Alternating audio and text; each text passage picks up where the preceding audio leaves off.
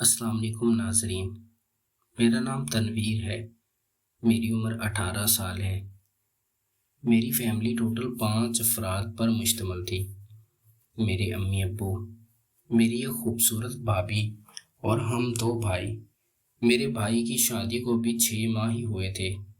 میرے بڑے بھائی کا نام صغیر ہے۔ صغیر بھائی کراچی میں جاب کرتے ہیں۔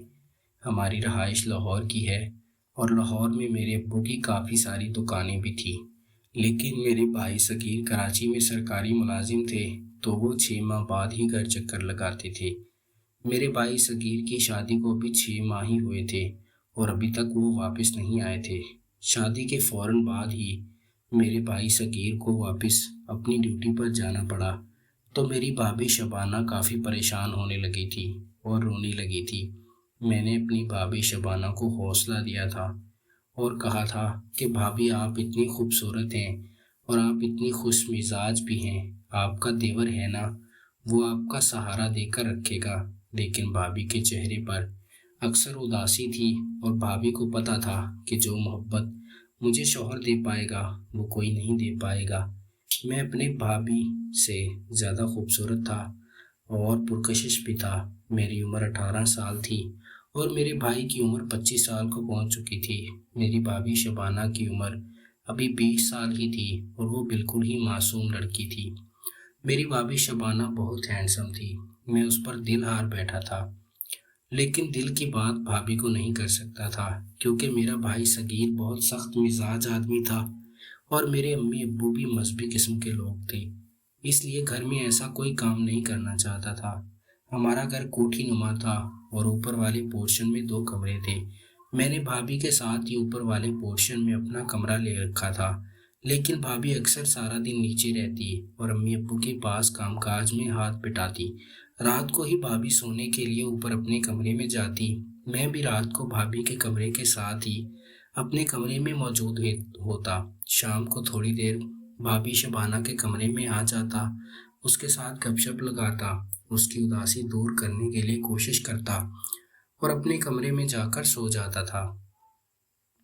میرے بھائی نے مجھے تاکید کی تھی کہ اپنے بھابھی شبانہ کو پریشان نہیں ہونے دینا اور اس کو کافی سارا خیال رکھنا ہے۔ میں بھی بھابھی شبانہ کو اکثر بازار لے جاتا، آئس کریم کھلا کر لاتا۔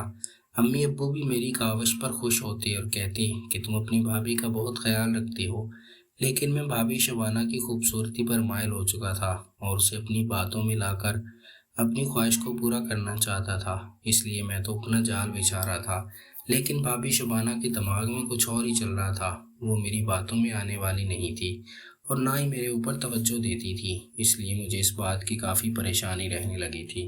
ایک دن میرے امی ابو کسی کام سے میرے نانا نانی کے پاس چلے گئے تھے جو اکاڑا میں رہتے تھے۔ گھر میں اور شبانہ باچی ہی بچے تھے۔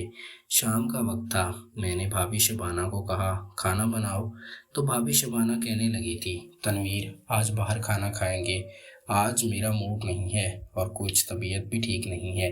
جب بھابھی نے طبیعت کا کہا تو میں نے بھابھی کو پوچھا بھابھی کیا مسئلہ ہے؟ بھابھی کہنے لگی آج میری ٹانگوں میں درد ہو رہا ہے اور میری طبیعت کچھ خراب سی ہے۔ بھابھی نے یہ بات کہی تو میں نے بھابھی کا مان رکھ لیا تھا اور بھابھی کی خدمت کرنے لگا تھا، بھابھی کی ٹانگیں دبانے لگا تھا بھابھی کو، اور بھابھی خوش ہو گئی تھی۔ میرا یہ سب کام کرنے کے بعد دوران ہی بھابھی تیار تھی اور وہ مجھے بالکل بھی روک نہیں پا رہی تھی۔ میں بھابھی کی نیچے والے چڑیا کے پاس ہی پہنچنے والا تھا کہ بھابھی چونک اٹھی تھی اور کہنے لگی تھی تنویر یہ کیا کر رہی ہو؟ میں نے بھابھی کو کہا تھا بھابھی کچھ نہیں، بس آپ کے ساتھ مذاق کر رہا ہوں۔ میں نے یہ سب کام بھابھی کو چیک کرنے کے لیے کیا تھا کہ بھابھی کیا کہتی ہیں، لیکن بھابھی نے مجھے نہیں روکا تھا اور بھابھی کہنے لگی تھی چلو کھانا کھا کر آتے ہیں۔ میں بھابھی کو بائک پر باہر لے گیا تھا اور کسی اچھے سے ہوٹل میں ہم نے چکن کڑھائی کھائی تھی کیونکہ بھابھی کو بڑا گوشت منع کیا ہوا تھا، اس لیے بھابھی چکن کڑھائی کو ہی پسند کرتی تھی۔ ہم نے وہاں پہ کھانا کھایا۔ آتے ہوئے واپسی پر میں نے بھابھی کو آئس کریم کھلائی۔ آئس کریم کھا کر ہم واپس گھر آ گئے تھے۔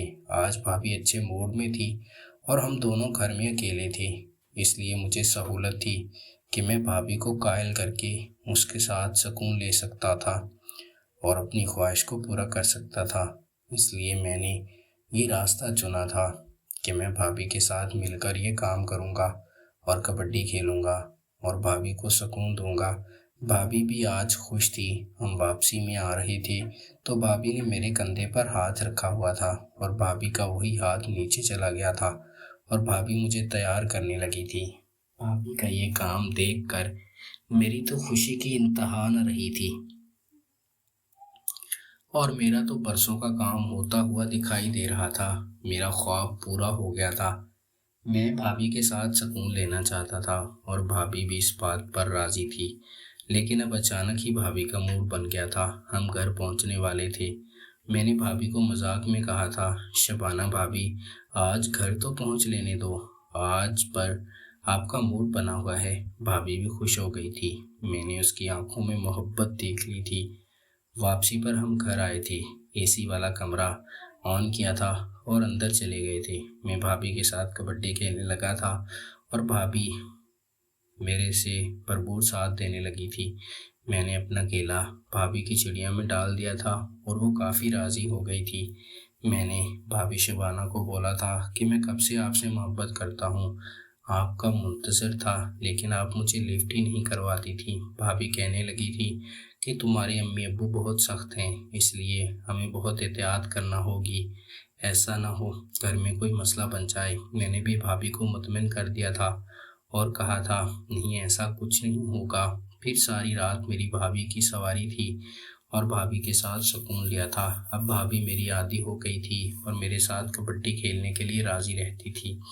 جب بھی مجھے موقع ملتا، امی ابو کہیں جاتے تو میں بھابھی کے ساتھ کبڈی کھیل کر اس کو مطمئن کر لیتا اور سکون دیتا۔ میرا بھائی صغیر جب 6 ماہ بعد گھر آتا تو ہم سنجیدہ ہو جاتے اور کسی کو کچھ بھی معلوم نہیں ہونے دیتے تھے کہ ہم نے گھر میں کیا گل کھلا رکھا ہے اور ہم دونوں میاں بیوی بن کر رہتے ہیں۔ بھابھی بھی اب مجھے اپنا شوہر سمجھتی تھی۔ ناظرین، اگر آپ کو ہماری یہ کہانی پسند آئی ہو تو ویڈیو کو لائک کر دیں۔ بہت بہت شکریہ۔